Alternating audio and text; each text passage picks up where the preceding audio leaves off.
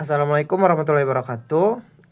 Pada video sebelumnya kita sudah membahas terkait pengantar kalkulus variasi, di mana integral dari fungsional jika kita ingin I-nya bernilai optimum, untuk mencari Y dalam fungsi X, itu fungsionalnya itu harus memenuhi persamaan Euler-Lagrange. Oke. Jadi pada video kali ini saya akan membahas kasus sederhana terkait persamaan Euler-Lagrange ini, penggunaannya. Oke. Namanya itu geodesik. Nah, geodesik itu apa? Itu lintasan terpendek yang menghubungkan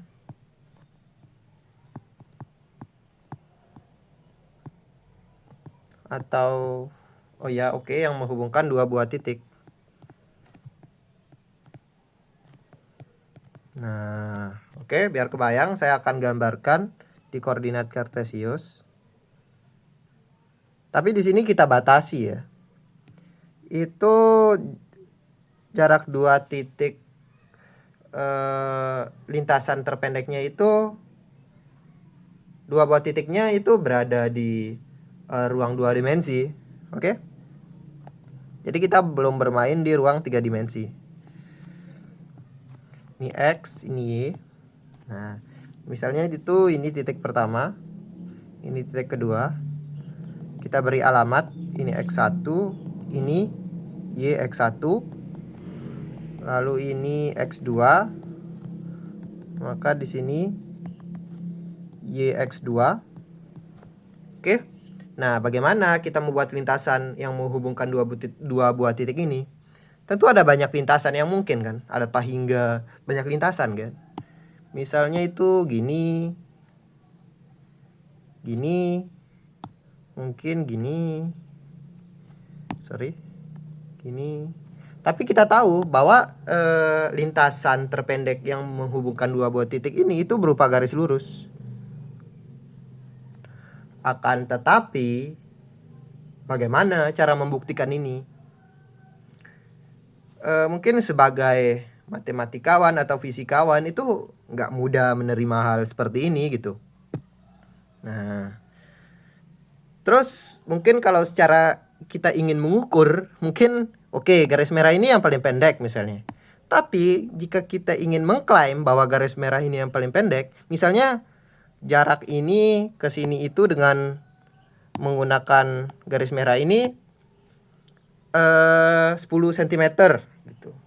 Jadi lintasan-lintasan yang lain yang memungkinkan, yang menghubungkan dua buah titik ini, lintasan ini, dan lintasan-lintasan lainnya, kita harus membuktikan bahwa mereka semua itu kurang dari 10 cm gitu. Dan itu tidak mungkin karena ada tak hingga banyak kurva atau tak hingga banyak lintasan yang menghubungkan dua buah titik ini. Oke. Selanjutnya kita tinjau elemen lintasannya. Misalnya kita ambil di sini, kita tinjau saja. Nah, misalnya itu elemen lintasan di situ ada DS. Itu elemen lintasannya. Tentu di sini ada DX, di sini ada D. Nah, tentu ini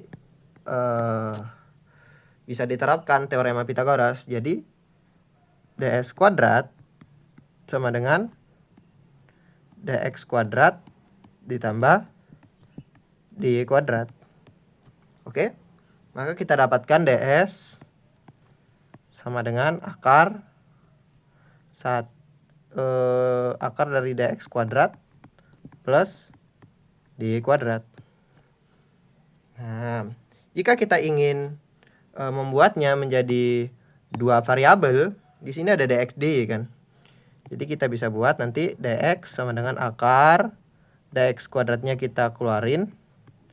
Jadi sisanya itu 1 plus di sini jadinya di dx dikuadratin.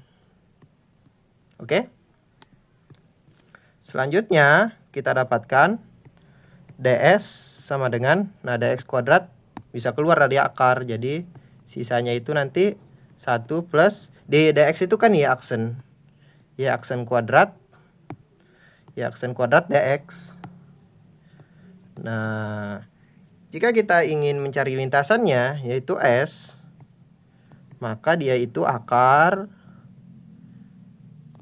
integral dari akar 1 plus y aksen kuadrat dx. Nah, itu batasnya sesuai dengan kita integralkan terhadap apa gitu. Jadi x1 sampai x2. Oke. Nah, ini tuh jadi fungsional kita sekarang. Jadi, fungsional ini harus memenuhi persamaan Euler-Lagrange jika kita ingin mencari fungsi y-nya. Oke.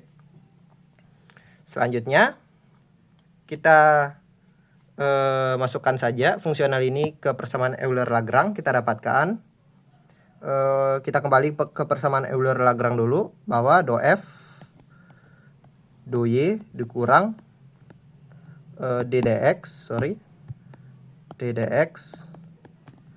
do f do y aksen itu sama dengan 0. Nah, perhatikan fungsional kita di sini itu enggak mengandung y. Dia cuma mengandung y aksen di sini.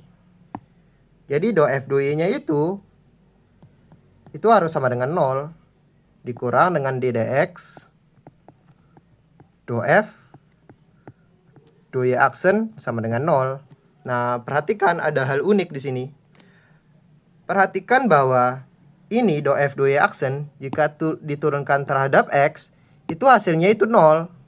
Jadi konsekuensinya itu do f do y aksen itu merupakan suatu konstanta, misalnya itu c. Oke? Atau misalnya k saja deh, k konstanta. Nah, karena turunan dari konstanta itu hasilnya itu 0 gitu. Jadi, jika fungsional ini kita turunkan terhadap y aksen, maka kita dapatkan bahwa y aksen per akar 1 plus y aksen kuadrat sama dengan suatu konstanta. Selanjutnya kita pindah ke sini saja. Kita pindah ke bawah saja semuanya.